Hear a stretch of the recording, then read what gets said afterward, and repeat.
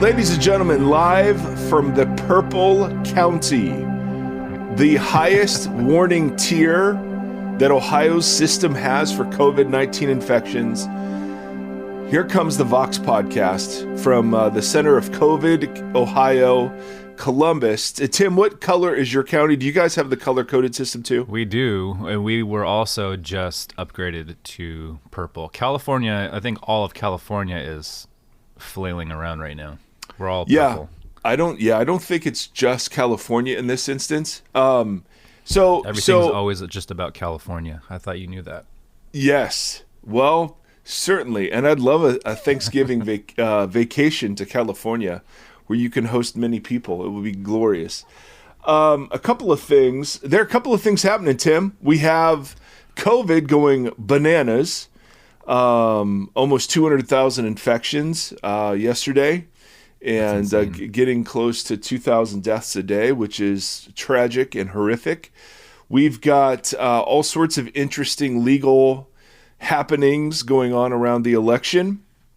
And our favorite mayor, Rudy Giuliani, had a very interesting press conference yesterday where it looked like it was hair dye rolling down his face. Now, as a man who sweats, there are some mistakes you just don't make. And one of them is makeup, and one of them is hair dye.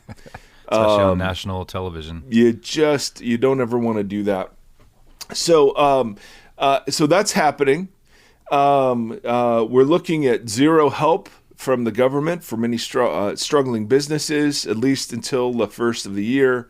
And so nothing really going on at all. Tim, how are you managing sanity in the middle of all this? Let's see. There's The Mandalorian. There's Ted Lasso. That was a recommendation from Kevin #1. It's on Apple TV Plus, and it's just a nice, positive. It's a very positive, upbeat little show. It's wonderful. Yep. Those are the little things that get you through. Yes. Coffee, alcohol. Yeah. So not a lot really going on in Tim's life. No mention of family, friends. Oh, yeah, they're there too. I have a couple of those. I will say, however, I don't know if this is appropriate to mention or not, but Tim is bundled up today. He's got a beanie. He's got some sort of, what kind of, it looks like a quilt as a blanket. It's like a quilted jacket thing. Yes, a quilted cozy. jacket. It's very cozy. I was recording in a sweatshirt but got too hot, so I am shirtless with the camera pointed only at my face. So Tim, we'll see how this goes. It could be, it could be the new normal. I don't know, but usually only my wife gets this privilege. So I'm so happy that I've graduated to that level. Oh yeah, dude, we're tight now. We've got some stuff to talk about today. We're, as tempting as it is to get into all the craziness that's going on, there are other great podcasts that are doing that. We're gonna try to stay grounded in the teachings and words of Jesus, and we're getting into a section that does seem relevant, and so we'll dive into that in a second. But first, I want to thank 4 people who joined our Patreon team, and we are just so delighted to be able to do this and to partner with people, and that people are interested in partnering with us. Yeah. So I want to thank Dan and Kirith and Derek and Leslie for this week for signing up on Patreon. You can go to patreon.com and type in Vox Podcast with Mike Erie, and soon to be renamed something else. And you can find us there, or you can go to voxpodcast.com, and there's also a Tithely platform on there. All of it's tax deductible, particularly for those of you, and I know this is a distinct minority in our audience, who are tax planning for year-end giving. We accept. That's a thing right now, though. It is that some of us are doing. Push. Some of us are doing. So yes, it's Giving Monday. Is that a thing, or is it Giving Tuesday? I don't remember. Well, now it's Giving Monday. That's today's Friday. Yes, we're struggling so much. I don't even have a shirt on my back. No, that's not true. But anyway, we just want to thank you for participating with us. All right, Tim Stafford is going to read our text today. This is a man who has sung. I wanted him to sing this for us, but he said no. That's right. So, Tim, why don't you read our text today in the most angelic voice possible? Ooh. All right. Matthew 6, 5 through 8. And when you pray, do not be like the hypocrites, for they love to pray standing in the synagogues and on the street corners to be seen by others. Truly I tell you, they have received their reward in full. But when you pray, go into your room, close the door, and pray to your Father who is unseen. Then your Father, who sees what is done in secret, will reward you. And when you pray, do not keep on babbling like pagans, for they think they will be heard because of their many words. Do not be like them, for your Father knows what you need before you ask him. Boom.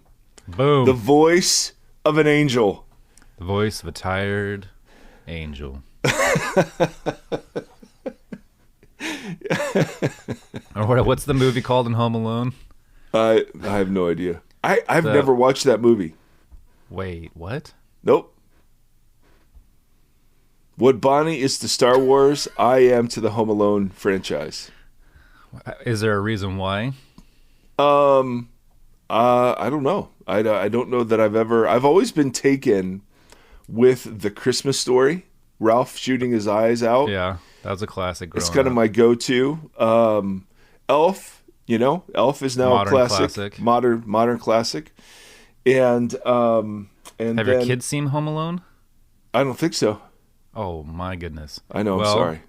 No, you're coming into the season to watch it. It's a Christmas movie. Is it though? It's on. Yeah, totally. It takes place during Christmas. Okay, but that doesn't make it a Christmas movie. See, this is the diehard.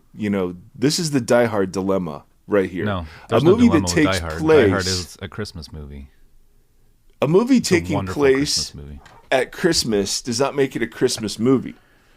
Well, I would tell you more, but I don't want to ruin the experience for you. Home Alone's a wonderful film. It's a great. I'm getting emotional. It's a really good movie. It's fun. All right. Seth will love it. Oh boy. Well, and then he may booby trap your house. Yeah, that's what we don't want. He watches these guys on YouTube called Dude Perfect. Have you heard of them? Yep. Oh yeah. And so they had an episode. It was called Rage Monster, where they just destroy stuff. And so we found Seth rage monstering. It was not good. He sprayed the inside of my truck with. So he went and rage monstered in my truck. And he got sunscreen and sprayed it all over the inside of the windshield. He took the floor mats and threw them around and ripped up some napkins. And that was the last. Did he specifically say this was Rage Monster mode? Yes, he said that. No, he calls it Mad Monster, but we know what it means. Yeah. All right. Anyway. So Jesus here. Good segue. Yeah, right. Speaking of Rage Monster, so Jesus, if you remember a couple episodes ago, was critiquing the piety of the way piety was practiced and defined by the Pharisees. And he is calling them hypocrites, which is a massive, massive indictment, as we saw a couple of episodes ago. That was a critique about their two-facedness, their duality. So we took that concept and sprung into another episode last week just about it. It's such a big threat to kingdom life that we thought another episode was warranted. But Jesus, overall in the Sermon on the Mount, is talking about three expressions of Jewish piety that were defined as righteousness. Because remember, he's talking about your righteousness must surpass that of the scribes and Pharisees to be part of the kingdom. And so we have fasting, almsgiving, and prayer. And he first introduces, very similar to the practices around fasting and almsgiving, the hypocrisy of the hypocrites. They love to pray standing in the synagogues and on the street corners to be seen by others. Truly, I tell you, they've received their reward in full. We've commented on all of that. If you're praying to be impressive, then that's your audience. Fantastic. Your audience will be impressed. And that's all that it is. And Jesus here gives the same remedy that he gave for the other two practices, which is the remedy of obscurity or secrecy. Right? When you pray, go into your room, close the door, and pray to your what? Father. Your Father. And your Father, who is, because he's unseen, sees what is done in secret, and he will reward you. And we mentioned that whole weird thing about rewards. And then he contrasts another way of praying. So on the one hand, you have the prayer of the religious pretender, the religious performer, right? Who is good and impressive, and prayer is a place to sound awesome. And then he introduces the babbling of the non-Jews, which is a form of anxiety management, right? I don't know, the gods need to be appeased, and if I can just find the right formula, the correct number of words, the right emphasis, then and so this is kind of voodoo. So you've got the religious performance, and then you've got kind of the voodoo magic doll sort of approach to prayer. Right? And they're both utterly devastating to what prayer is supposed to be, right? Performing, right? That's your own reward. But the babbling, if it's rooted in fear, then all you're doing is trusting into some sort of formula, right? So There was this video that went around of a spiritual advisor to the president, Paula White, who was doing this thing and trying to get the African angels to come and intercede during the election, and it was quite odd, but it was this kind of babbling. It was I think Jesus would have critiqued it as non-intelligible. Even her English words were not intelligible. And I just want to throw out the possibility that maybe the African angels did show up, and that's why the election went the way it did. But that's a different story. So you have two ways of approaching God. You've got the religious pretender, I've got to be good and impressive mode, which I fall into all the time. Right? Prayer is a place to be good, right? So I've got to close my eyes and bow my head and do that stuff. The performative nature. Performative nature, particularly when we're praying in groups, right? I don't want to suck, and everyone will apologize. It's so funny. If you're praying in groups, people will hey guys, I'm sorry, I don't really know how to pray, and then they'll pray. Right. As if that's a religious thing, right? And then there's the voodoo magic formula thing. And some Christians turn to that. Like if you pray, I've been around people who have this formula. It's about 2 or 3 pages long of exactly the right wording to use if you're engaging in spiritual warfare against the powers and principalities. It's this almost this incantation thing. Yeah. And so both of those are true of the ways in which we approach God. We approach God out of self-righteousness. We approach God out of fear, looking for a magic formula. Jesus offers a third way, shockingly, and mentions it a number of times. When you pray, go into your room, close the door, and pray to your Father. Right. So you've got the religious performance, and you've got the voodoo, and then you've got Jesus saying, no, I want you to relate to God as a Father. First of all, the Father is unseen, and so the Father appreciates what you do in secret. But secondly, to the babbling crowd, the many words crowd, your Father actually knows what you need before you ask. Now that raises a question we will get to in a second. But I just want to stand first of all the ways that Jesus could talk about what praying is. He uses the image of a father and a child, right? And then he gives us the Lord's Prayer that begins with, this then is how you should pray, our Father. Now, immediately, the disclaimers come rushing in, right? God is not male. There are plenty of feminine images for God, right? In Deuteronomy, it talks about God giving birth. Jesus describes himself as a mother hen. We're invited to be born again, which is a feminine image. Paul will describe himself as a nursing mother in discipling the community at Thessalonica. There are even Hebrew words and concepts that relate to the femininity of God. So I think it's just, in general, I think it's important to keep all of them. Yeah. So I don't want to disregard father just because father's male, nor do I want to disregard father because many of us have had bad experiences with father. Those images are all there, and they're all balanced, and they're all matter in their own way. And so I know father, so if maybe parent would be the most helpful. All right, so we address God and we come to God and we relate to God as a child to a parent. Now that still means we have work to do, right? Because not all of us have the kind of parents that you would trust with our deepest thoughts and feelings and desires. But be that as it may, that's the image Jesus chooses. And so to those of us who are tempted to perform, you no more have to perform for this father than you would a loving father who knows you to the depths of you.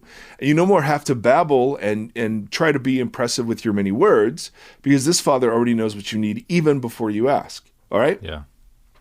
So what's being set up here is, hey, listen, go find a quiet place where you're not tempted to play act, where you're not tempted to impress anybody else, and then in secret, open your heart to this God in this way, assuming this kind of relationship. Be as honest as you could possibly manage. And that's the scariest part, is the trust that God actually can handle our real honesty, our real doubts, our real lusts, our real insecurities, our real fears, our real concerns, our real addictions, right? To trust that God actually, and that's why for Jesus, the fact that God knows everything already doesn't mean don't pray. It means you should pray because he knows it all already. Yeah. He's not up there shocked going, oh, I really didn't know that you struggle with greed. That is totally surprising to me. And so we're not performing, and we're not trying to find the magic formula in Jesus' name, amen, that guarantees our prayers. And there's a reason. There are reasons why Jesus would use the image of father. And there are lots of them. But there's a Jewish reason and a cultural reason why father, daughter, father-son imagery would speak to that world. In Jewish conception, the greatest image of a father relating to a son is of Abraham and Isaac. And in Genesis, when we read the story about God calling Abraham to sacrifice the son of the promise, Isaac in that story is in his 30s. He's not just a little kid. So the Jewish commentaries on this call this the binding of Isaac. It's not the sacrifice of Abraham. It's the fact that Isaac went along with it. Yeah, that's when interesting. he could have overpowered his father. So and there's a lot. My goodness, we could do a whole set of conversations about this. But in the Jewish conception, from what I understand it, there was no greater love imaginable than a father willing to sacrifice his son, and no greater love imaginable than a son willing to be sacrificed in obedience to his father. So the father-son image was already weighted. Now, that doesn't mean God doesn't use other images. Like in Hosea, he's a spurned husband, right? So too in Ezekiel. I mean, there are all sorts of other images that are used, but this is just one of them. And so when, in John it says, for God so loved the world, he gave his one and only son. That one and only son bit comes from Genesis, where the angel says, take your son, your only son, whom you love, and sacrifice him. So there's a whole callback going on. Yeah. But culturally, there's also a thing happening where in the Greek Roman worldview, the father was the head of the family. The father was in good and bad ways. So the father literally had the power of life and death over his family. He could reject a newborn child by just turning his back on it. He could put slaves to death. He could divorce. He could disown. All of this was enshrined in Roman law. And as children of a father, you had three jobs. One was to enhance the reputation of your father. Two was to execute the will of your father, right? When your father did something or asked you to do something, you did it. And then thirdly was to make the father's family bigger, to have children, to be married and raise families under the father's name. And so what Jesus is going to do is take the image of father and fill it with someone he calls Abba. Abba is an Aramaic word that is preserved in all four Gospels, I believe, that is very different than the word father. Abba has connotations of intimacy that the Greek word pater does not. Abba is one of the first words that you learn if you're learning Aramaic. It's literally the first word you teach an infant. Abba, Abba, Abba, Abba. I've been in a pool with a Jewish child calling out to his dad saying, Abba, Abba. It's a term of respect for sure, but it's also a term of intimacy. And so Jesus is going to redefine the concept of father around Abba. And what's so distinct about Jesus is that Jesus calls the Father my Father. God was called Father, I think it's 12 times in the Old Testament. But Jesus, not that I'm aware of anyone that called God my Father. And so Jesus calls God my Father. Now here he says it's our Father because we're praying as a community. He's teaching us to pray as a community, our Father. But there are reasons why the Father image mattered. And it makes sense when you look at the first three petitions of the Lord's Prayer, right?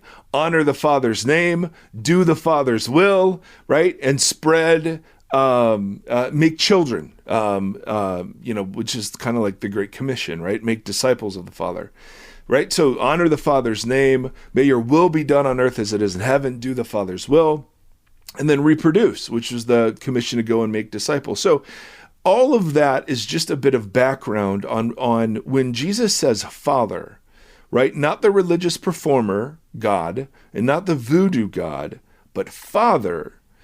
There's a truckload that's packed into that culturally that we may not, appreciate kind of at first glance.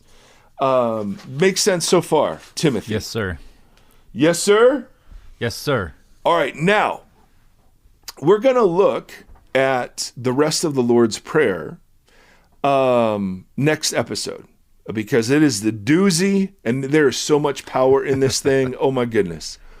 But I want to explore the image of Father because Jesus comes back to it later in the sermon. So, Tim, put on the voice of an angel and read. Wow. I don't know that's how angels do it, but okay. Read Matthew 7 through 12. All right. Matthew 7 through 12. Okay. Ask, seek, and knock. Ask, and it will be given to you. Seek, and you will find. Knock, and the door will be opened to you. For everyone who asks receives. The one who seeks finds. And to the one who knocks, the door will be opened. Which of you, if your son asks for bread, will give him a stone? Or if he asks for a fish, will give him a snake? If you, then, though you are evil, know how to give good gifts to your children, how much more will your Father in heaven give good gifts to those who ask him? So in everything, do to others what you would have them do to you, for this sums up the law and the prophets. Nice. The voice of a very tired angel. Woo! Woo! Now, the reason I want to come to this is because the Father image comes back and it raises some really important questions we have about prayer. And so first, the ask and it will be given. This comes at the end of a series. He's going to talk about treasures in heaven. He's going to talk about worry. He's going to talk about judgment and discernment, and then he's going to bring this up. And we'll get into that flow later about why it's there. But I want to talk about it now A, because it uses the Father image again, and B, because this teaching of Jesus is it's one we really struggle with. Yeah. Because on the face of it, it sounds amazing, right? So you don't have to perform. You don't have to do voodoo, right? And just babble in front of God to try to win him over with many words or the right words. But instead, he is an eager Father. And all you have to do is ask and he will give it to you. And all you have to do is seek after something and you'll find it. And all you have to do is knock and the door will be open. It sounds like God, not only he's attentive, he's present, he's listening, he's gracious, he wants our good, and we should pray and ask and seek and knock with total expectation of good at the end of that, right? I mean, that's the teaching. That's the teaching. Yep. I mean, it's not terribly difficult, and of course, not shockingly. I mean, and it makes sense in Jesus's. I'm sorry, I keep leaning back so you see more and more of my chest. That's not a. No wonder you're distracted, my friend. You lean. You get into it. I do. I get made fun of. Very much. I start rocking. I'm telling you, you should start leaning and get into it. Oh. Okay. I'm giving you permission, Michael. All right. Well, then I'm going to stand up. To bear that chest. Start doing jumping jacks. Where the spirit leads, my friend. So the problem, of course, is that this doesn't really fit our lived experience of what praying is. Absolutely. So on the one hand, we have Jesus teaching about the Father, and not just, hey, approach God as Father, but approach God as loving, attentive, kind, eager to answer Father. Yeah. Right? And so what I want to do is I want to spend the rest of our episode talking about 3 different obstacles to prayer that I think are very, very common, and maybe some things that have helped me get over them that might or might not help you.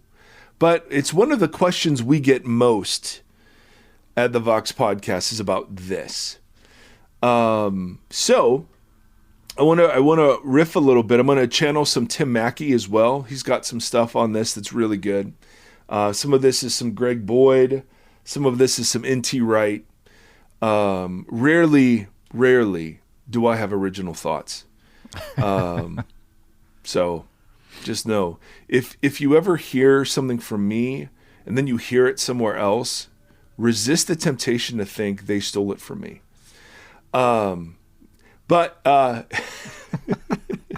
think that's a funny way to say it. But so I think there are 3 obstacles when we're confronted with a piece of scripture like this. Ask and you shall receive, seek and you will find, knock and it will be opened. The first one is, and this one is the most instant, at least for me. It's really hard to trust Jesus' description of the Father. I just don't. I don't believe that he's eager to say yes. You know, I just don't.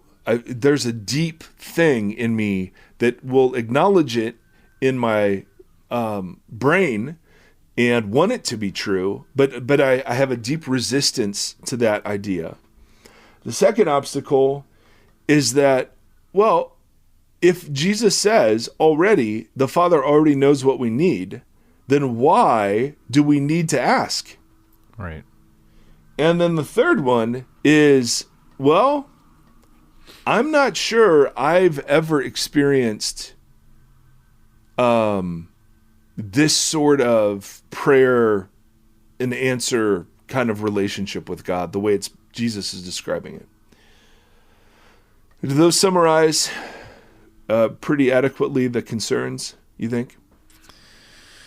Yeah, I think one of them too is something that has recently bothered me was somebody going through a medical issue and getting up and, people in the church praying, and then they had healing, and they were claiming that there was elements of righteousness and almost favor to them, while there was other people in the church who had recently passed, and the same people were praying, and it created this sense of like God choosing who to, good Lord, you know what I mean, who to acknowledge or who to heal or whatever. And it's like, wow, that's such dangerous rhetoric, and totally, and it really puts prayer into a weird category. Yep.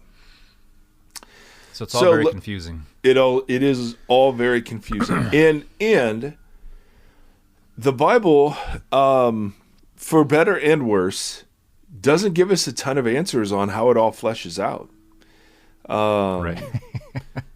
So we're in the dark. But what it does give us is a framework that we've begun to explore, out of which those questions can be approached. So we're not trying to answer the questions, but we're trying to cultivate a framework out of which those questions can begin to be dealt with. So the first thing is about God's character. And Jesus recognizes that's an objection, because that's the first thing he says after he gives this teaching about asking and seeking and knocking. He's like, let me just remind you how good the Father is, right? If you who are not good know how to give good gifts to your children, I mean, come on, how much more does God know how to give good gifts to his children? I mean, and he's talking to peasants, right, in the middle of a hillside. And he's like, would you give your children rocks if they ask for bread? Well, of course not. I mean, that's minimum, right? It's something they need. And would you give, what's the second one? If you will give is it fish? Fish. Yeah, fish, we give them a snake. Yeah, if they ask for something clean, would you give them something unclean? I mean, no. The answer, of course, is no. And so he argues in this very Jewish way, well, how much more then will the Father give good gifts to those, who will ask? And this is helpful and not helpful, because on the one hand, he anticipates this being a concern, right? And it's very, very easy to come up with, especially from the two verses that come at the beginning of this: ask and it will be given to you, seek and you will find, knock and the door will be opened. Everyone who asks receives, the one who seeks finds, and the one who knocks the door will be open. You can take those verses and abstract them away from context to come up and then combine them with other teachings of Jesus and come up with kind of a name it and claim it. I get whatever I want, and if I don't get it, I haven't asked well, sort of theology, right? And that, oh my goodness, we see that all over the place. And so we speak it into existence, if you will. Yeah. And so part of what God is doing is he is, the Father image is designed to correct that misunderstanding already. So which of you fathers would say yes to every request that your children make? Right. Well, of course. Now, for you and I, and for many of our listeners, we have children, and their posture towards us is one of asking and seeking and knocking over and over and over. They don't contribute much when they start out, right? They can't even verbalize their needs. You have to learn to understand the differences in their cries. But then they get into, toddlerhood and childhood, and all they do is ask. They're not affirming you. They're not blessing you. They're not saying, Dad, I know this is a really inconvenient time, but I was wondering if I could have a juice box. Thank you for your hard work in making sure that we have stuff in the fridge. Right? That's not how your kids talk? No. Sethy, juice box. He'll just yell it. Yell it into the void.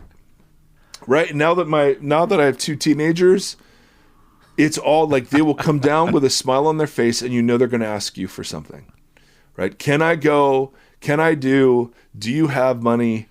And it's beautiful. And that, and all of us believe that's as it should be. But built into that image of father and children is the fact that a wise parent does not always say yes. That it is possible to be good and loving and to say no at points where it was quite inconvenient and disappointing to the children I'm saying no to. Yeah. Boy, you sound convinced. I think it's interesting, like, because it's confusing, obviously. Shauna and I, like, when we first had our son Elliot, we had made a deal. It was like, we'll never say no just because I say so. You know, that kind of old parenting thing where you're just like, why? Because I say so. Just deal with it and go away. Right. We always had a thing where, like, we will never say because I say so. We'll always explain why. Yeah, that's we're good. saying no. Yeah. I'd like to hear that from God. Yes. No, because. Yes. Well, good luck with that. Yeah, thank you. Yep. Go ahead and let him know that in secret and see what happens. I've let him know it in secret and in public. But I'm speaking to first this question about his character. Jesus presents God as eager to say yes, not out to get us, but willing our good. Now, obviously, we have all sorts of hang-ups about this, right? We define good differently than God does, clearly. Our children define good differently than we do, clearly. Yeah. Obviously, there's another team on the field that complicates this whole thing. And, there is a deep woundedness that many of us have from our families of origin that make any familial, I'm trying to say familiar, not filial, any family-related image totally tarnished. Right. Right? Where we were ignored or we were controlled or we were whatever. So yes, there's much to work out here. But at the same time, I don't want to dilute Jesus's vision for how it is that we relate to the Father. Because the reason that play acting and voodoo is so tempting is because Father is hard. Right? This relational context, this is hard. Yeah. Right? It'd be way easier to fall back onto something else, trusting my performance or trusting the formula. Totally. This naked asking of just saying, God, this is just what I want. Mm-hmm. Oh, that's super scary. So of course we're gonna try to hedge our bets, and we're gonna try to make formulas, and we're gonna try to, and then when something does happen, well then of course it was about us and our goodness and our favor. Right. Give me a freaking break. So I guess I don't want to overcomplicate prayer because Jesus frames it in the setting of a wise and loving parent who knows better than you do. Right. Now, that strikes against so much of Americana in us and Western individualism in us. But the fact is, we still, for those of us in families, we know this is the way it works. Mm-hmm. With my spouse, I don't have the power to compel. I have the power to ask. Right? No, I can manipulate or I could abuse or I could lie. Right? But that's obviously out of bounds. But instead, what happens in marriage is I ask. The naked request. Jesus. Dallas Willard, who is like Jesus, has a whole chapter on the divine conspiracy about the power of requesting. It is the most relational manner. It is the most compelling way of relating that we have to each other. I'm not trying to manipulate you. I'm not trying to impress you. I'm asking. Mm-hmm. And there's nothing in my asking that is an attempt to coerce you to say yes. Yeah. Request is a good word for that too. It conjures up that image of just like kind of a soft asking, not even like a demanding asking, but kind of like, Yep. So I sit and I say, the clearest this ever happened to me, and it's taken me years to begin to believe that God is like this. But there are several things that have happened along the way that have made this easier for me.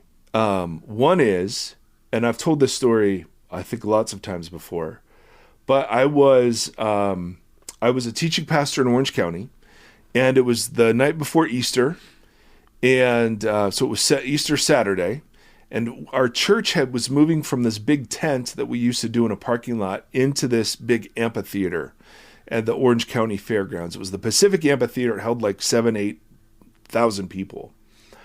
And so I was going from speaking to 2,000 people on Easter Sunday to this much bigger crowd. And I was just totally intimidated by it and kind of nervous out of my mind about what I should share. So I'm at the fairgrounds and I'm kind of walking around and I'm like, I want to be impressive, but I know that's wrong and I'm nervous and I don't want to fail and blah, blah, blah. And earlier that day, we'd watched our son play soccer. So our son was like 5 or 6. Big Nate didn't know that would turn into something awesome. But back then he was just wrecking. Big Nate was wrecking. And, you know, they had to pull him out because he scored like 4 or 5 goals right out of at the beginning of the game. And so they sit him. And so I had a couple friends there walk up to me and they saw that I was nervous. And so they say, hey, let's pray for you. And I'm like, dude, totally. So I just bow my head and they begin to pray over me. And you know, not shockingly, my brain begins to wander. And I don't even realize, but what I'm thinking about is Nate playing soccer. And I'm thinking about how fun it was to watch my son. And this dude praying for me, Brady, he grabs my shoulder and he interrupts me. No, he's the one praying. Yeah. And he grabs my shoulder. Have I told you this before? I don't know. Oh, well, he grabs my shoulder and he stops praying. And he says, Mike, God wants you to know that the way you are thinking about Nate right now is the way that he thinks about you. Now I'm as skeptical a person as can be. Yeah. But buddy, that was a zinger straight. That was a zinger straight into the heart because I didn't even know I was thinking about Nate, but I was. And I was just like thinking how fun it was to watch him. And so my life has been to try to actually believe that is true. And I'm not there, but immersing myself in the Gospels helps because Jesus will say over and over, if you've seen me, you've seen the Father. I have these prayer practices, these imaginative practices that I do where I will envision Jesus in certain ways that incline me to trust him as a parent. I pray the Lord's Prayer almost every day, and for some reason that has helped, and I pray kind of a different version of it every day.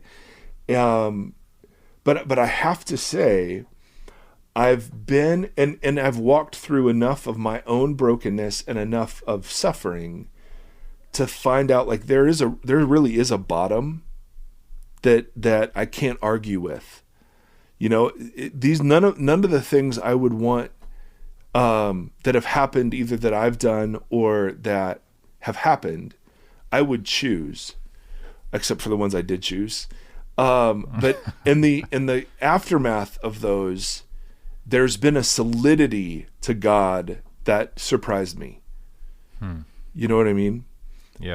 And I've also kept track of, and I know all of this can be taken as super religious cliche. I'm saying it's been a battle to believe God is like this. Right. But I'm growing into it. And because I'll find myself just loving my children and just thinking, and they're total weirdos, and they make mistakes all over the place, and they're quirky and funny and teenagery and angsty and moody, and it doesn't matter. I just delight, you know? And I'm like, my goodness, for Jesus to conceive of prayer as that kind of relationship, that to me is a big deal. And so I want to recognize both the ideal and the hardship of believing it. Now, you look like you're thinking about 400 million things right now. No, I'm trying. That's all of this makes sense. And so it's always this reconciling of, I like what you're saying. I think that, and I like what Jesus is doing here and how you are recounting that. building this kind of framework to before we even get to the prayer. Like, it's so important to understand this this relational binary between a child and a parent, like to start there and to understand that there, even if our understanding or our relationship to parents is terrible and that has to be kind of reclaimed.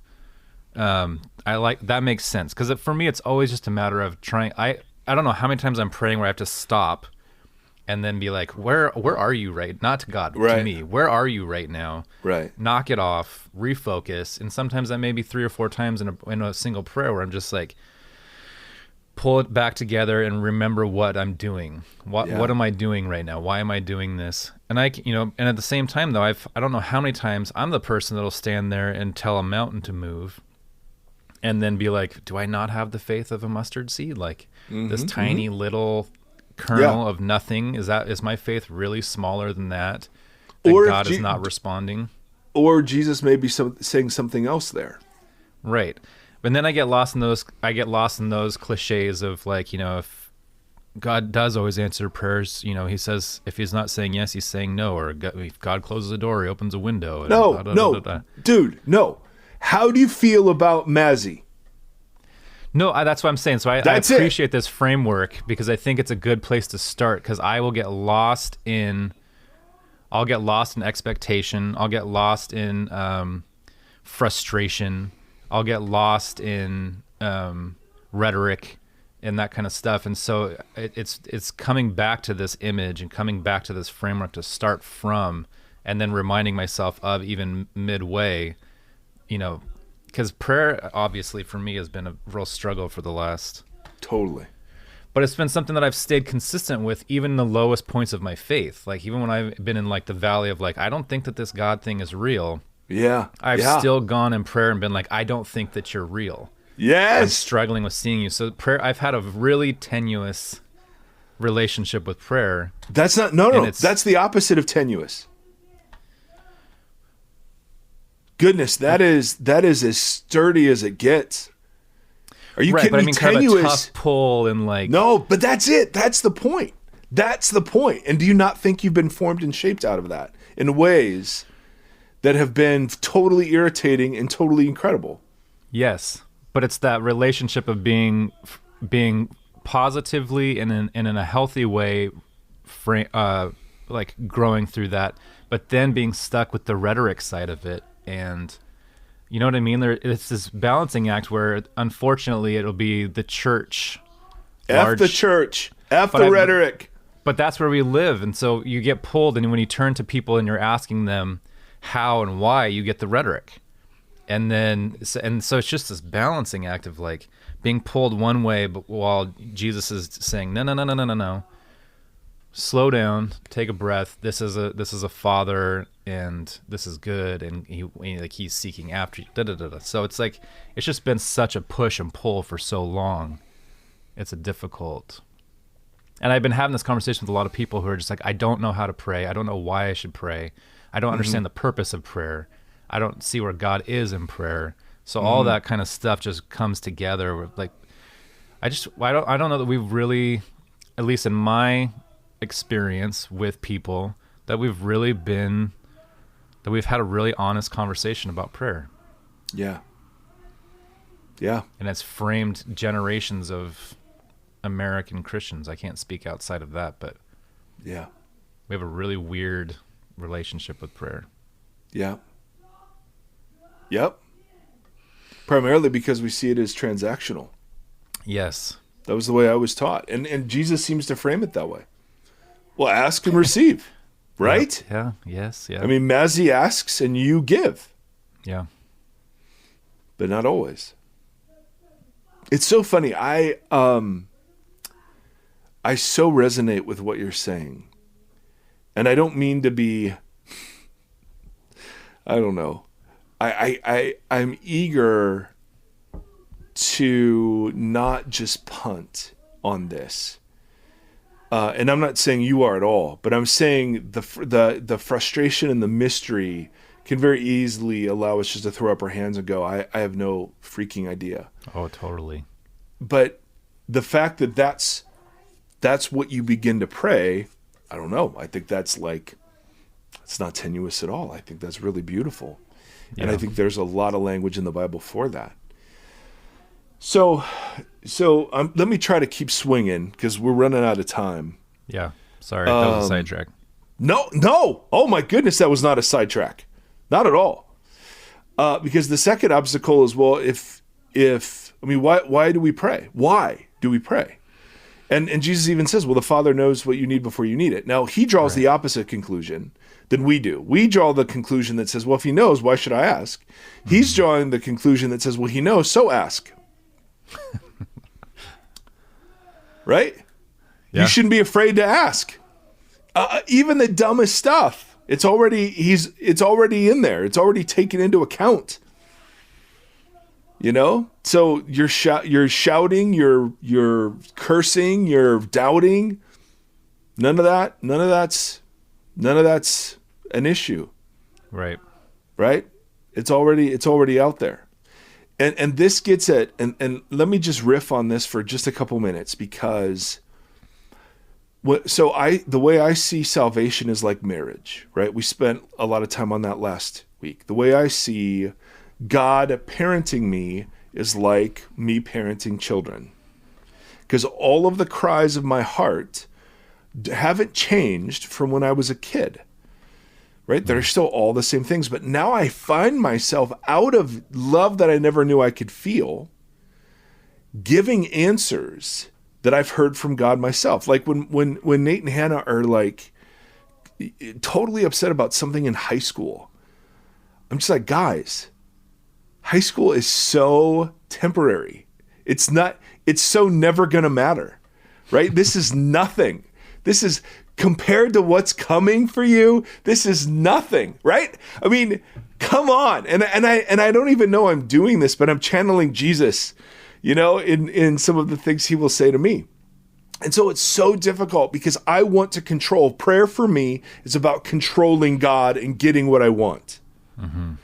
And because God uses the Father image, it has to be about surrender and trust. And I am horrible at those things. Everywhere else, I can manipulate, I can impress, I can dazzle, I can flatter, I can whatever to try to get my way.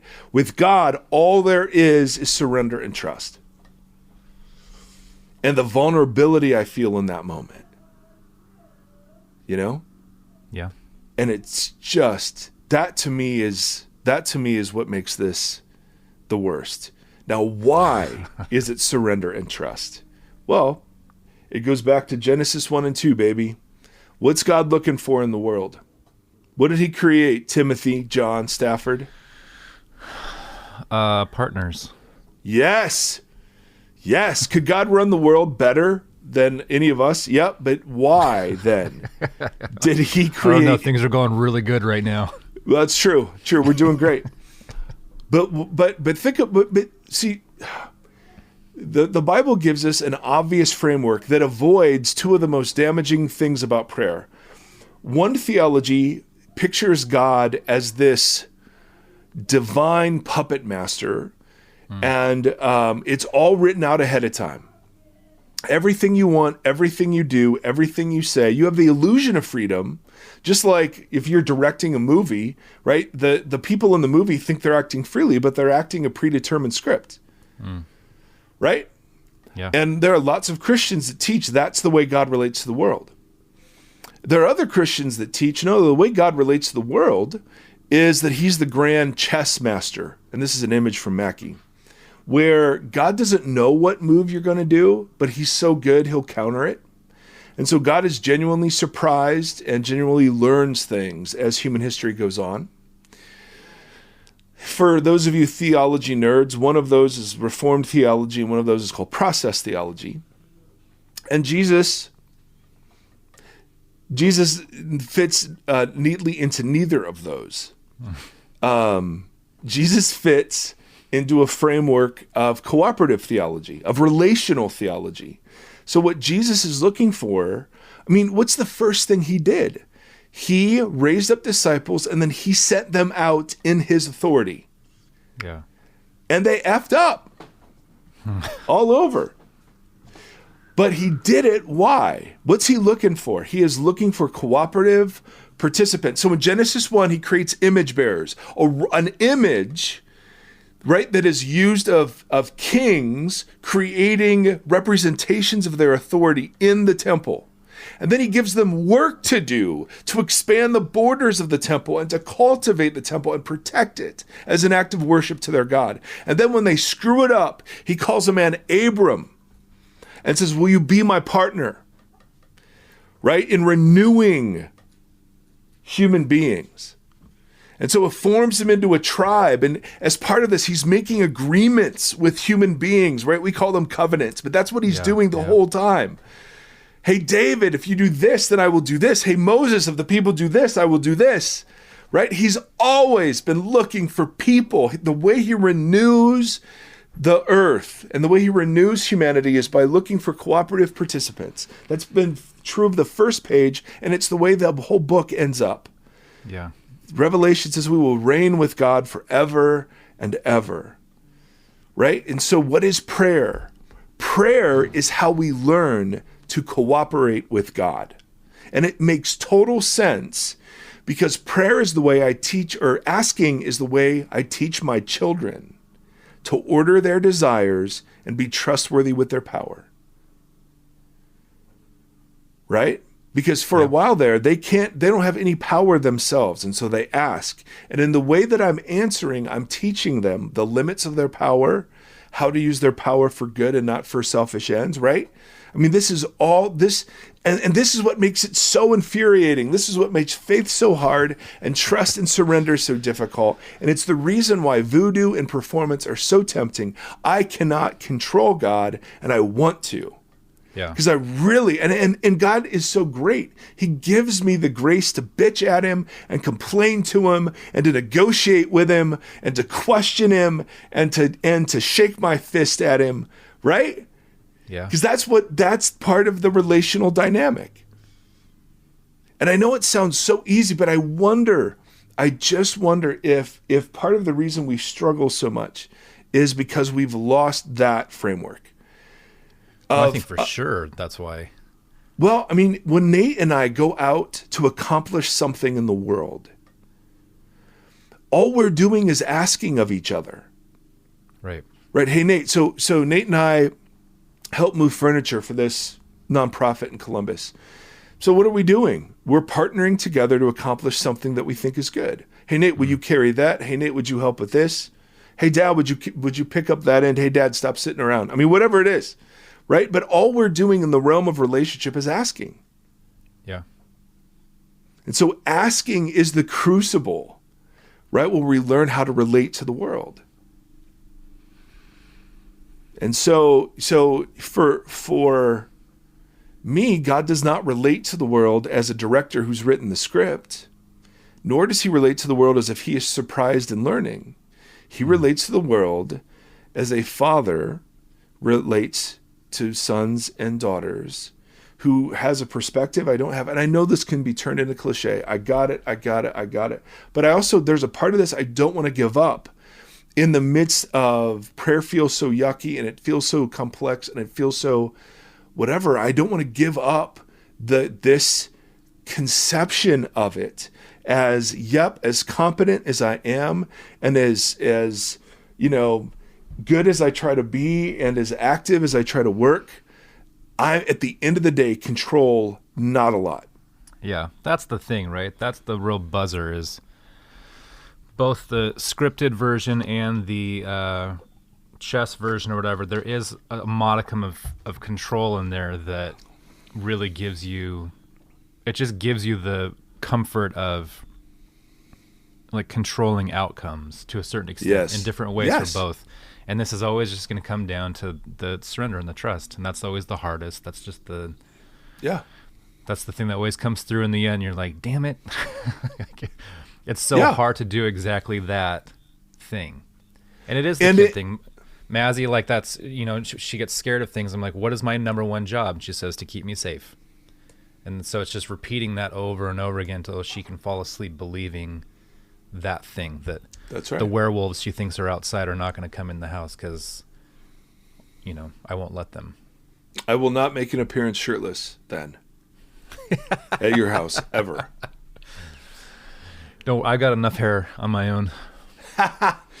Well, and I'm not, listen, I am with you on every doubt. I have yelled, I've said while praying over a cancer patient, God, it's in your best freaking interest. Yes. To answer this prayer right now. What are you doing? Mm-hmm. Why would you do this? And there's just nothing. There is nothing. And then I've prayed for the dumbest stuff. And it was as if God were waiting for me to breathe the words, and he makes it happen. And I don't get it. And so I've just found so much of my spirituality is the quest for control. And so much of what Jesus is inviting me into is the relinquishing of that and trusting instead. And it's just so hard. It goes against everything I've learned about relating to this world. And so I don't want to give up on the purity of that vision. Yeah. While at the same time, I want to sit with everybody in the muck of prayer and unanswered prayer and the cliches and how horrible the rhetoric is. You know, because everything I've said can just be flipped into, oh yeah, God he's a father, he loves you, he'll do what's best. Right. But that statement's true. It's just not helpful. Right. What's also true is Jesus wept over the prayer that wasn't answered. Right. Paul 3 times cried out for the thorn in his flesh to be taken away, and it was not. Right. Right? I mean, the Bible is full of the most godly people not getting what they want. Mm. You know? I mean, just think about that. John the Baptist asking Jesus, hey, will I get out of prison? And Jesus saying, nope, but I am the Messiah.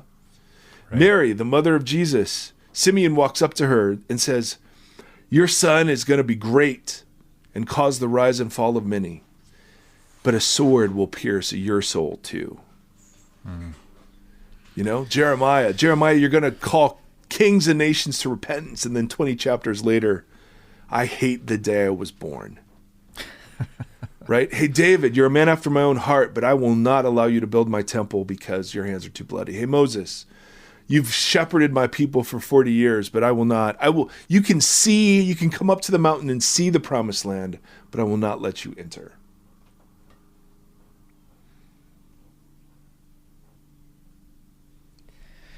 Ay, ay, ay. Yep. So, what are we left with?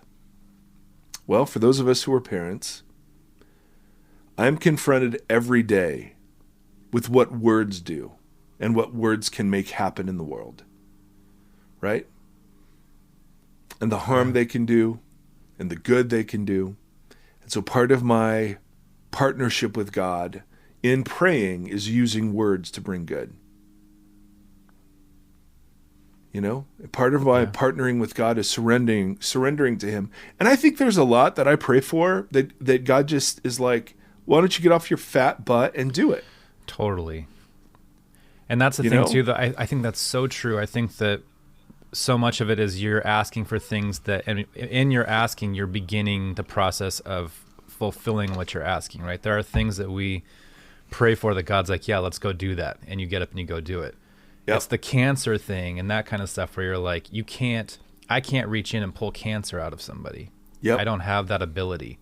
Yep. And so it's the pleading and saying like, this is one that you have to do. I can't do this.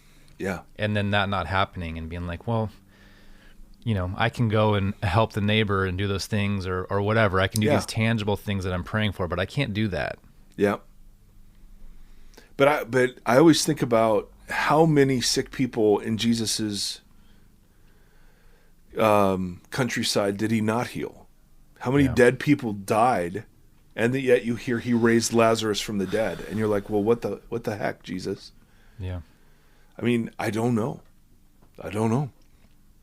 I mean, remember we had a whole episode on what's the best answer about why things happen or don't happen? I don't know. But I also I want our cynical hearts to at least be reminded afresh of this vision Jesus has. Yes. You know, and I get it, man. I get the cynicism and I feel it, but I'm fighting against it just for a moment here to go, yes. But isn't this the way relationships work everywhere else? Yeah. Isn't this part of what it is to be in relationship, requesting? Yeah. You know, and so maybe there's a genius to this that isn't at first, apparent. Yeah, totally. I don't know. And obviously all the cliches. Yep. Oh, of course there is. Yep. Of course. It doesn't make it any easier. No, but it definitely makes the seeking part of it. You know, if this was easy, I would have abandoned it by now. If I could understand it fully, I would have walked away from it. I am the type of person that I need it to be something that I have to continually seek after, or else I'll lose interest. I need God to be bigger than me. I need the mystery as much as I may hate it at moments. I need it to be something that I have to be active in. Yeah, I hate that. All right, well, doggone it. What started out as, a conversation I've been looking forward to is now like, I don't know. I just don't want to be cliche, but there's something here. And I've found it in my life. I'm beginning to grow into it. And so I have the same questions, the same doubts, the same feelings, but they don't produce the same thing as much anymore. Yeah. They don't produce the same anxiety or angst as much. And so, I don't know. I deeply hope that, this is helpful somewhere along the lines. Because, we put a lot of time into it so I'm just worrying with myself. I'm like, was I too cliche? Was I too whatever? I don't know. I don't care. Well, with a lot of cliches, I think the thing is like there's truth in them. It's just when the cliche becomes just a cliche that you mindless. Just say. Yeah. But the whole point of this is that that Jesus is making it a relational thing, that it's a father and a child, a parent and a child. Like it takes the cliche, what makes a cliche out of it, because it's relational, which means it's ongoing and it's active and it's everything that a cliche is not. All right. Well, any last words? Oh, no. Oh, well, friends, blessings to you. My goodness. We'll hit the Lord's Prayer next episode out of this. But as always, we are honored and delighted to be a small part of your day. And please let us know if you have any questions or anything you want to talk about. All right, till next time, friends. Bye.